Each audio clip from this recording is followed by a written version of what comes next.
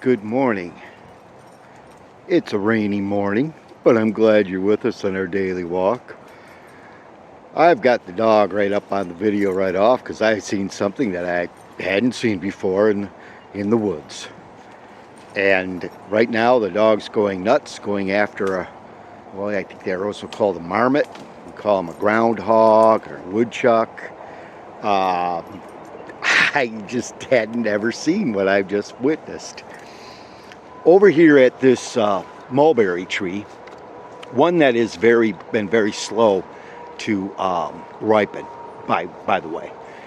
I just watched this woodchuck when I came around the corner there. I looked to my right to see the woodchuck on these branches and can only surmise that he was going after the mulberries. Again, you can see even this late in the year, this tree just isn't ripening, but he was out there. Well, I had just unleashed the dog, which is my normal, and it all happened at once. The marmot seen us, she seen it. It ran down the tree limb, jumped down onto the ground, and she was on his tail, going after him. Now, Riley is not a vicious dog. She wouldn't know what to do to catch him. As a matter of fact, she got so close that she could have caught him. I was more concerned about it turning on her, but you know, she just won't give up now, and thankfully it's made its way into the underbrush. She can't get to it. And in which case, again, the outcome would have been to hurt her than the marmot. Just a very weird, strange start to our morning walk. She is really after it, and again, it is part of this dog's makeup to chase. And the dog is a standard poodle. They were bred for hunting. Hey, baby. They were bred for hunting. And of course, the instinct, or the Neefesh, if I pronounced it right, Hebrew Neefesh, is a word that tries to describe the spirit of an animal. It is a word that can also be translated to instinctual behavior. There's a nice one.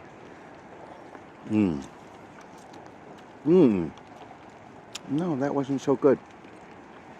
Maybe it's just my taster today. So, when the Bible, the best of my understanding, refers to the spirit of living things, Neefesh is the one that would be used to describe animal spirit. And that means that it's, again, very instinctual. It is motivated in a place that's kind of like beyond thinking, that it is doing things like chasing another animal out of instinct. It isn't so much a thought process. It's, I see it, I go for it, I do it, and I don't even know why. Because in her case, definitely, she's not looking for food. But her Neefesh is one that instinctually causes her to chase. Why did I bring this up? Well, it seems like it's walking me right into a study that I've had for years and am still working on, that maybe you'll be able to listen to for a few minutes. And that's got to do with vibration and frequencies. And vibration and frequencies can, in a way, be connected to a spirit of someone. So that definition of spirit is a tough one. If you were with me the other days, I talked about in one of my walks the vibrations given off by trees, and that vibration is one of the things that we pick up on as humans, because we are in its way created as a receptor. And so when we're walking out into the woods, all of life, all of God's creation, in the tools that he used and created to use, culminate when we walk through the woods as the frequencies that are given off by the trees and plant life, or we might be able to call the Neefesh. Boy, check me on that word, because I'm an old man, but listen, so yeah, the idea of the spirit of the trees, or the spirit of an animal. This is very important if you start looking at that idea and man's inherent need to worship, to call upon things outside itself to guide it, looking for a knowledge that may possibly found. Pantheism is where I'm trying to get to.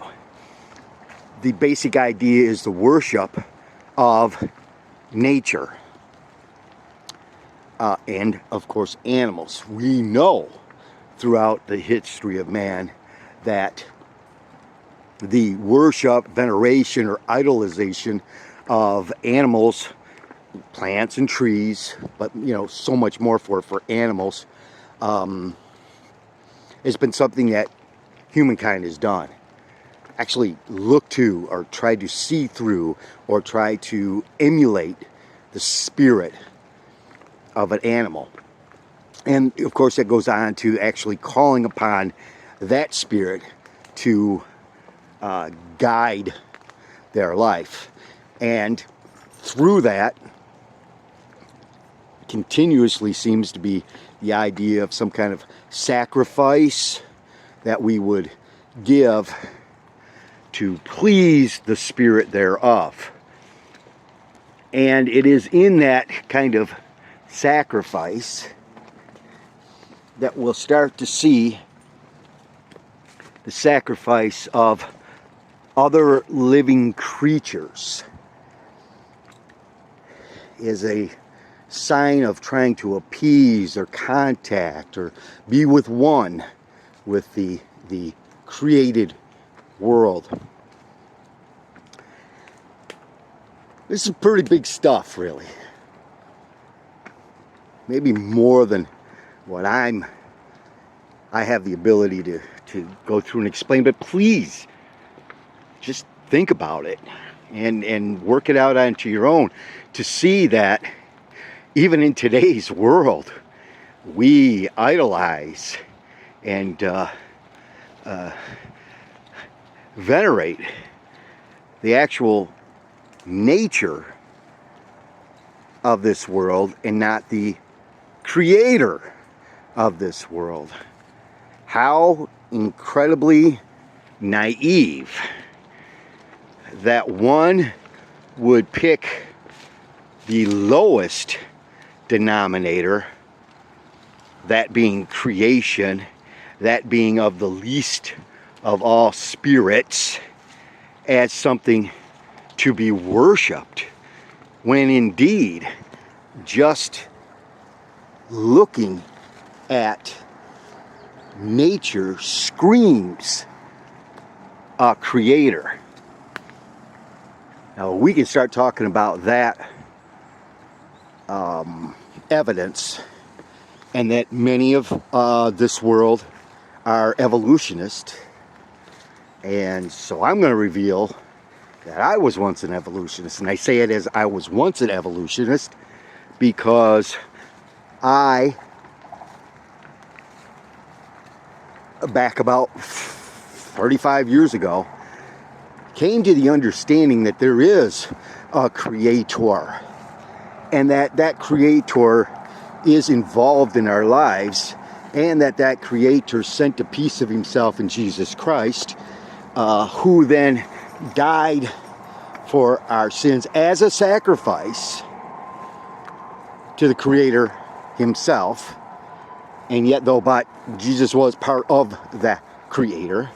It's beautiful stuff to think the God creator would send a part of himself into a human form onto this planet to sacrifice itself for the incredible amount of sin that is going on here, to take his wrath out on to what we may see as a living person.